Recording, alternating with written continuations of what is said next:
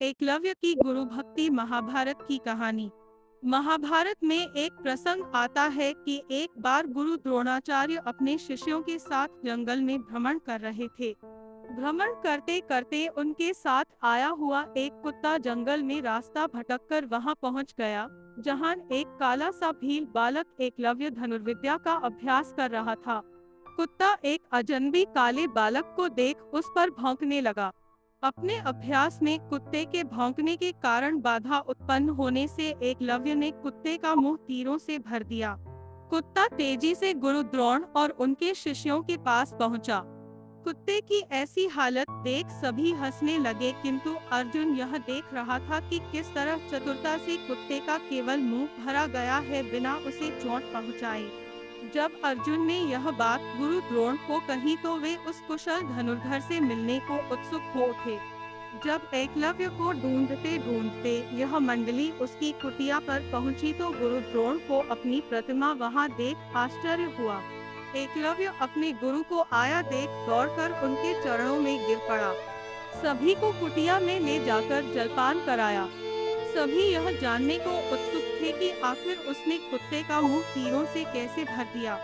तब उसने बताना शुरू किया, बहुत पहले मैं आपके पास अपनी धनुर्विद्या सीखने की तीव्र इच्छा लेकर पहुंचा था, किंतु आपने मुझे यह कहकर टाल दिया कि तुम्हें इसकी आवश्यकता नहीं है और राज परिवार के साथ तुम्हें धनुर्विद्या सीखने का अधिकार नहीं है। अतः मैं निराश होकर चला आया, किंतु मेरे मन में धनुर्विद्या सीखने की उत्कंठ इच्छा और लगन थी।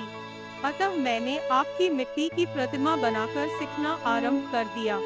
मुझे ऐसा लगता था जैसे आप स्वयं आकर मेरी गलतियां बताते और मुझे सिखाते हो। एकलव्य की गुरु द्रोण के प्रति ऐसी निष्ठा और समर्पण को देख सभी शिष्य आश्चर्य से एकटक उसके चेहरे को ताक रहे थे। साथ ही एक ओर से सभी उसकी भूरी भूरी प्रशंसा कर रहे थे, तो दूसरी ओर उसकी धनुर्विद्या के सामने अपनी धनुर्विद्या को छोटा देख अर्जुन का दिल जल रहा था। चुपके से अर्जुन अपने गुरु से कहने लगा, गुरुदेव, आपने मुझे वचन दिया है कि आपके शिष्यों में मेरे समान दूसरा कोई धनुर्धर नहीं होगा। गुरु द्रोण ने इशारे से उसे समझा दिया। अपनी कहानी सुनाने के पश्चात एकलव्य गुरु द्रोण से कहने लगा कि आपकी कृपा से मैं इतना श्रेष्ठ धनुर्धर बन सका हूँ। मुझे बताइए कि मैं आपकी क्या सेवा कर सकता हूँ। तो गुरु द्रोण ने मौका देख अपने वचन की खातिर गुरु दीक्षा का प्रश्न सामने रख दिया और बोले, इस ऋण से मुक्त होने के लिए अपने दाहिने हाथ का अंगूठा हमें दे दो।